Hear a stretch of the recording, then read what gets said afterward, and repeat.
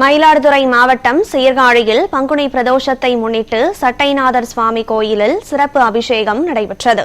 பங்குனி மாத பிரதோஷத்தை முன்னிட்டு சீர்காழி சட்டைநாதர் சுவாமி கோயிலில் நந்தி பகவானுக்கு சிறப்பு அபிஷேகம் மற்றும் ஆராதனை நடைபெற்றது. இதனையடுத்து பிரதோஷத்தை முன்னிட்டு கொடிமுற நந்திக்கு மஞ்சள், தயிர், பஞ்சாமிர்தம், பால், தேன் உள்ளிட்ட வாசனை திரவியங்களால் சிறப்பு அபிஷேகம் நடைபெற்றது. தொடர்ந்து மலர்களால் அலங்கரிக்கப்பட்ட நந்தி பகவானுக்கு சிறப்பு பூஜைகள் செய்யப்பட்டு மகா தீபாராதனை காண்பிக்கப்பட்டது.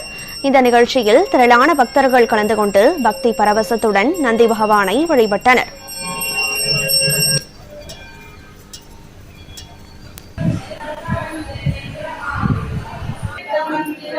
ஓம் நம